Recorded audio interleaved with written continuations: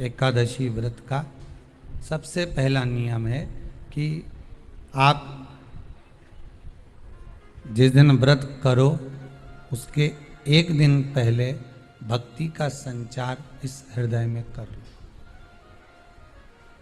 भक्ति का संचार इस हृदय में कर लीजिए। जिस दिन आप व्रत करो, जैसे एकादशी का व्रत कर रहे हो तो दशमी के दिन शाम का समय जब आवे, रात्रि जब होने लगे, शाम का समय आवे और रात्रि का आप जब भोजन ग्रहण करो तो उस भोजन में कोई ऐसा पदार्थ ग्रहण मत करिए जिस पदार्थ के कारण आपकी एकादशी बिगड़ जाए।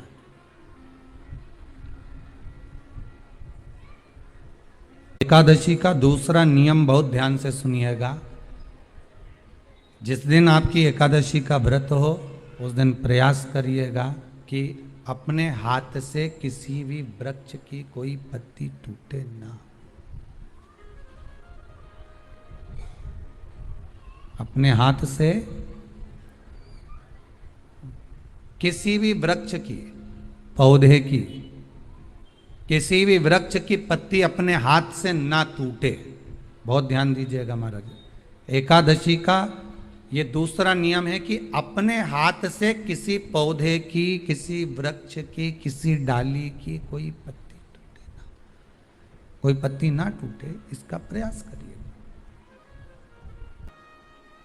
यहां पर तीसरे नंबर का जो, चौथे नंबर का जो उपाय बताया है, उपवास करने का जो नियम बताया, उसमें वर्णन किया। एकादशी के दिन अगर आपका व्रत है तो आप भूलवश भी डब्बे में रखी हुई रोटी गाय को ना देते हुए कुछ थोड़ा सा फलहार, कोई केला, कोई सेब, जो आप खाते हो, अंगूर, पपीता, जो आप ग्रहण कर रहे हो, उसका थोड़ा सा भाग आप गाय को प्रदान करो। आप गाय को दीजिए।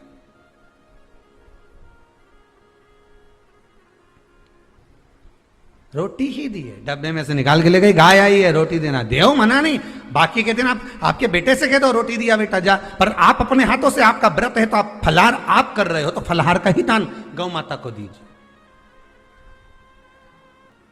पांचवा वर्णन किया चतुर्थ भाव में, बन सके जितना एकादशी के दिन भगवान का ओम नमो भगवते वासुदेवाय का जाप करें या अपने गुरु मंत्र का स्मरण करें, या जो मंत्र आपके हृदय में समाहित हो, श्री शिवाय नमस्तुभ्यम, ओम नमः शिवाय, राम कृष्ण शिव, जो मन पड़े उसका भजन करें, पर दिल से करना। जितनी देर करते बने उतना देर करो। माला पकड़ने की भी जरूरत नहीं कि माला पकड़ के बैठता हूं तो घट की जिब्या से जप लो नहीं, जी जी वही उतना में ही पूरा हो जाए, वही बहुत। महाराज पांचवा नियम कहा, जिस दिन आपका व्रत रहे किसी निंदक से बात ना करें। निंदक जानते हो? भाई दूज के दिन, दिवाली की जो भाई दूज होती है ना, होली दिवाली की जो दूज होती है, उनमें ऐसा गोबर का भाई दूज बनाते हैं और पास में एक चुगलखोर भी बना है, और चुगलखोर के ऊपर ऐसा भाटा धर दे, एक पत्थर। अब तुम्हारे उधर रखे कि नहीं रखे हमें नहीं मालूम रहे हो, जितने आस्था पे सुन रहे हो, पर हमारे इधर तो ऐसा रहता है, गोबर का भाई बहन बनाए और उसकी पूजन करे, उसके पास में एक गोबर का चुगल चोर भी बनाया, उसके ऊपर बाटा धर। कथा वर्णन कर रही है, निंदक से बात ना करें। मान लो किसी ने आकर आपको निंदा कर भी दी तो तुरंत सूर्य नारायण भगवान का दर्शन करें और 3 बार उनका दर्शन कर कर नेत्र बंद करें, तब जाकर वो निंदा जो अंदर गई है, अंदर पवित्रता प्रदान करेगी, तब जाकर एकादशी का व्रत लगेगा। पहले तो प्रयास करो, अगर जो निंदा करने आता है ना तो उसको उस दिन एकादशी वाले दिन दरवाजे पे लिख दो कि चुगल चोर। फिर कहा जीव की हत्या ना करे। अगला नियम है, अपने द्वारा जीव की हत्या ना हो, प्रयास करना, किसी को कष्ट ना हो। 18 नियम में से एक नियम और प्रयास करिएगा एकादशी जब भी करें तो द्वादशी से जुड़ी हुई करें, दशमी से जुड़ी हुई एकादशी कम करें। जो वैष्णवों की एकादशी कौन सी होती है? जो एकादशी द्वादशी से जुड़ी हो, दशमी से नहीं। दशमी से जुड़ी हुई एकादशी व्रत कहलाती है। Resell sarees and earn profits up to 15,000 rupees every week. Get 30% off on और द्वादशी से जुड़ी हुई एकादशी पुण्य फल प्रदान कर कर वैष्णवों को भगवान के चरण में छोड़ आती है। इसलिए एकादशी द्वादशी से जुड़ी हुई होना चाहिए। वैष्णव एकादशी। फिर अगला वर्णन किया गया। महाराज शास्त्र कहता है, अगला वर्णन जो किया गया उसमें बताया, प्रयास करें जिस दिन एकादशी हो उस दिन घर में बुआरी झाड़ू आदि जो लगती है वो दूसरा लगा ले। क्यों? उसका वर्णन है, अगर आप बुआरी लगाएंगे, झाड़ू लगाएंगे, पोछा लगाएंगे तो हो सकता है कोई जीव आपके हाथ के द्वारा मर जाए। अब एक बार ये कथा हमने काशी में कह दी थी। कहां करोगे? सारे व्रतों में केवल एक व्रत ऐसा होता है एकादशी का जिसका उद्यापन पहली एकादशी पर भी कर सकते हो।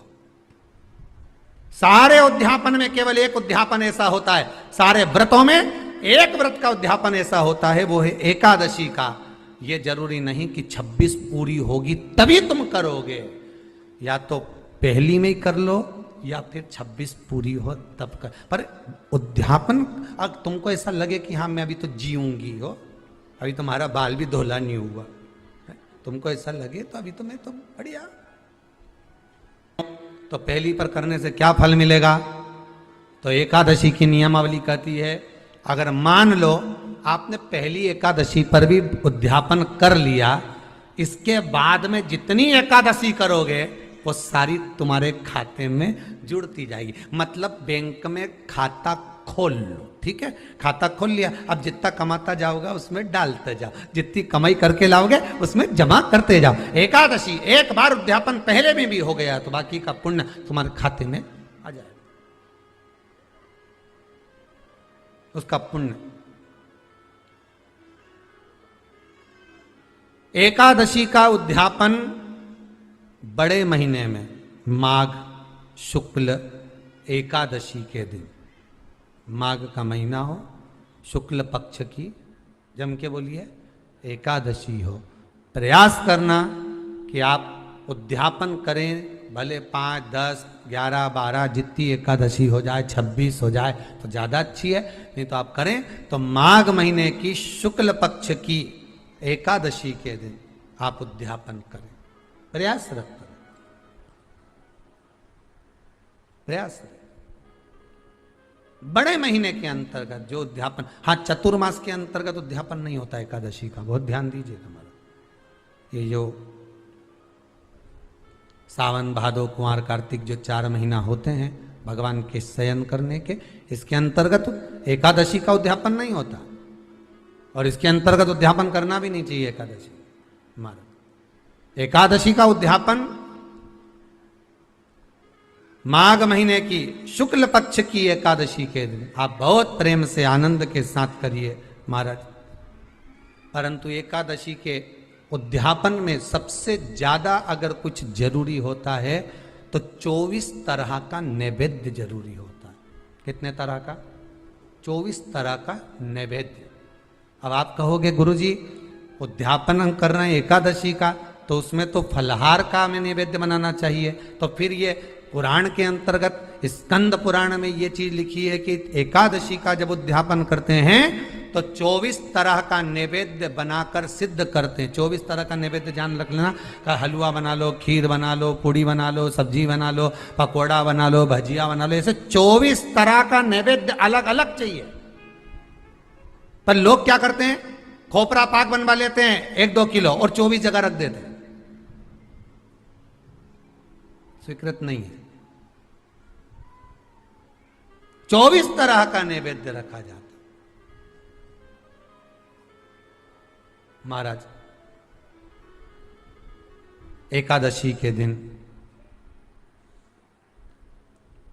भगवान का पूजन का पूरी तैयारी कर कर मंडल आदि बनवाकर विद्वान ब्राह्मण को बुलाकर, कर्मकांडी ब्राह्मण को बुलाकर जो भगवत सेवा में एकादशी का उद्यापन कराए, उन ब्राह्मण के चरणों को नमन कर कर, प्रणाम कर कर एकादशी का पूजन करवाइए और उस मंडल की पूजन कराकर हवन द्वादशी को कराइए। एकादशी को हवन नहीं, एकादशी के उद्यापन का जो हवन होता है वो द्वादशी को।